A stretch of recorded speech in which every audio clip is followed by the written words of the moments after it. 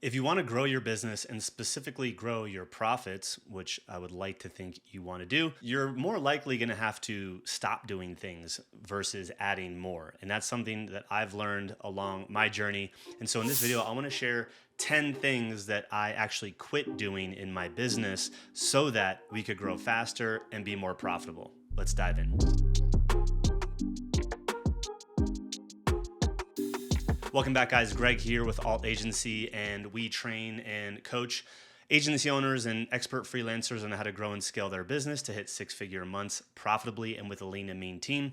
And like I said in this video, my journey has shown me that when you want to grow fast, and when you really want to be profitable, which is really important in this game, you have to actually stop doing a lot of things. It feels counterintuitive. And I was recently at a mastermind, and I was a little baby turtle in this group. There were people doing high 7 and 8 figures in this group, have sold businesses for 8 and 9 figures. One of the coaches in that group actually works with top performing CEOs and even Olympic level athletes. And they shared something that was really fascinating. And that was that peak performance is actually subtraction, removal, and deleting things from what you do and how you operate so that you can achieve peak performance. And it really got me thinking as I left and came back to Denver, that in order to get to where we got to, which, is by no means like anything special. We have a 7-figure business that I love working on and we want to keep growing. But in order to get there, I had to stop doing a lot of things that were taught to me as the way to do them. And in our society today, specifically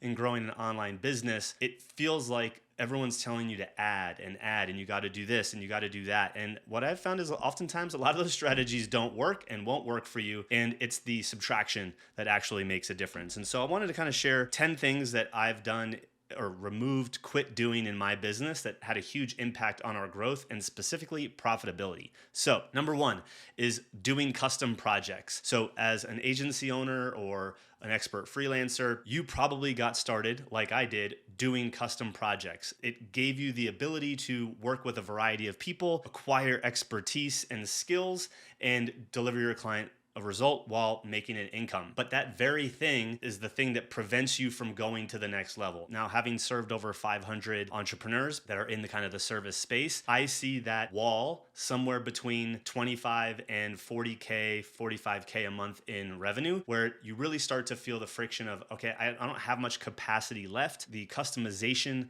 of these projects and or retainers is actually what's holding you back. So we eliminated custom projects from our offering, and it allowed us to solve one specific problem for every single client that we worked with, which made marketing easier, sales easier, and delivery a whole lot more profitable. Number 2 is making exceptions for clients inside of the sales process. So what I mean by that is once we've narrowed down, standardized our offering, and we said, hey, we're going to sell this one thing, and we got the client that wanted the outcome of our one thing, but they wanted a few extra things with it. Early on, the number of times that we had to kind of add on a few custom pieces really created just enough variability inside of our fulfillment and the back and forth required to serve that client effectively that it created too much operational drag that, again, slowed down our growth, added more hours into fulfillment that was a little bit unpredictable, and that actually held us back from growing. Number 3 is relying only on referrals. So in the beginning,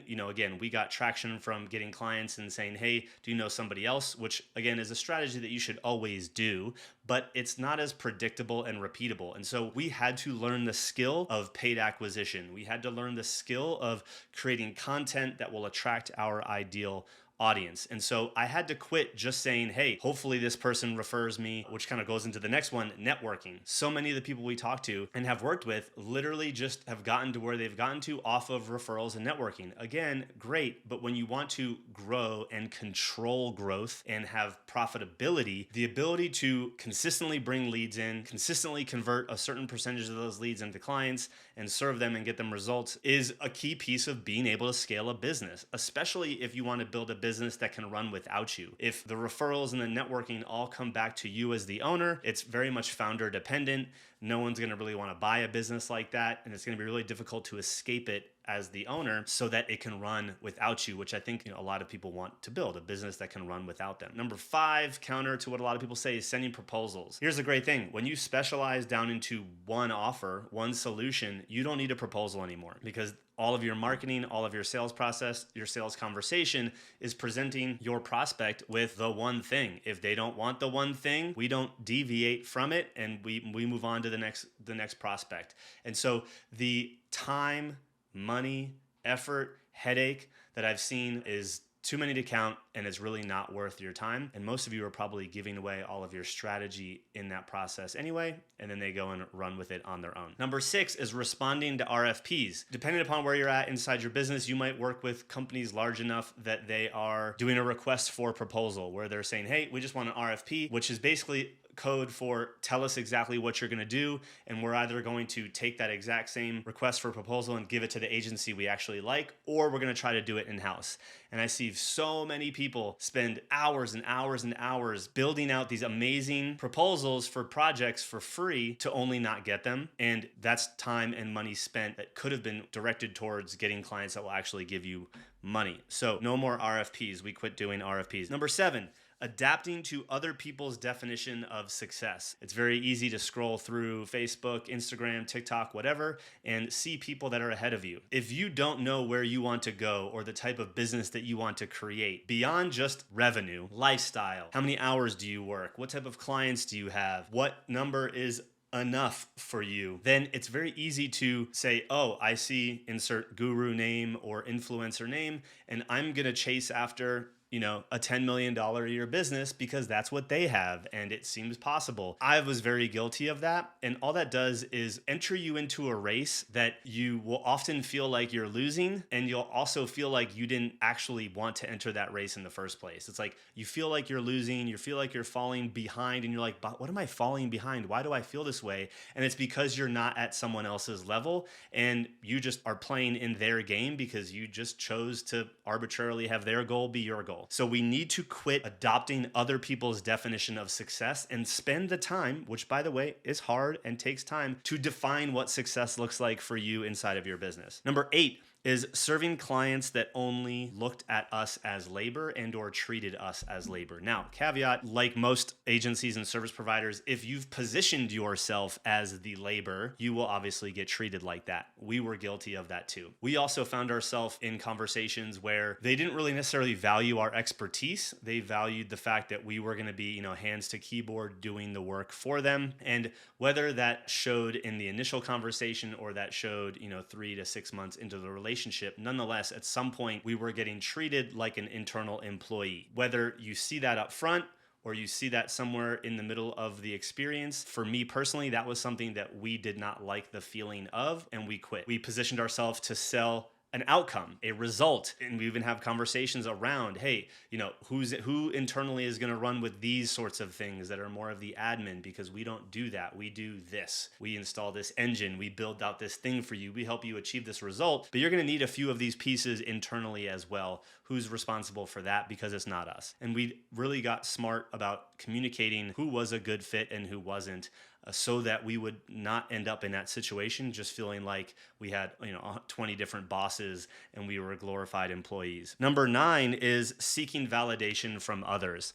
Man, I could do a whole episode on this probably, but you probably have been there. But real talk, for me, there were seasons in my life where I thought I needed to go do something, and so I figured out what I wanted to do. Then I'd go run it by this person, that person, that person. And guess what? When you try to get feedback from too many people, of course they're going to have different opinions and feedback, and likely it's going to contradict each other. And so you find yourself in this constant hamster wheel of validation of like trying to find the one thing that all of the peers that you share this with, or all of the coaches or all of the mentors that you work with can agree upon, which is never going to happen. Which kind of goes back to don't let other people define your success, but you also have to trust your gut at some point. If you find yourself working with too many coaches or mentors, that's often a byproduct of maybe you're seeking feedback from too many people that have different methods and beliefs, and that's going to lead to a contradiction, and you're never going to find a situation where they're all going to probably align with exactly what you want to do. So you need to be comfortable with what you want to do and pursue that. Number 10 is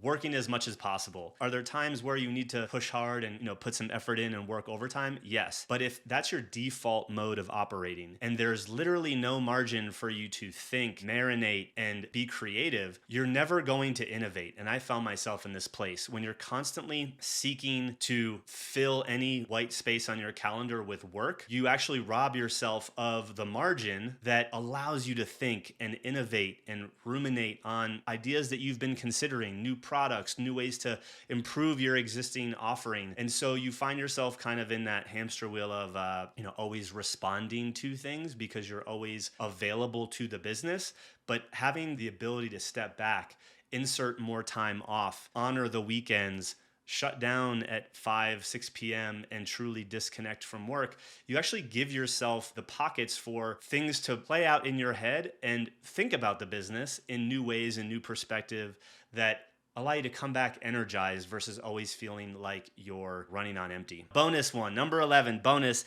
is following less people on social media. I've gone through seasons of this where I unfollow everybody, even people that I'm friends with that inspire me sometimes. There's also people that you might follow that they're really smart, you want to see where they're going, but for some reason when you follow them, you feel less than about yourself. Those are types of people that you should remove from your sphere. Hopefully that is not us, but if it is, for whatever reason, if I've done anything to make you feel less than, then yeah, you shouldn't follow me either. Hopefully, we've helped encourage you to be the better version of yourself. So that's 11 things that I quit doing to have a more profitable, predictable, and scalable business and really have more fun doing it. Hopefully you found this helpful. I just wanted to break down some things that I had to subtract from my life and the way I operated business so that I could achieve the results that I was looking to achieve. I want to know in the comment section, what was your biggest takeaway?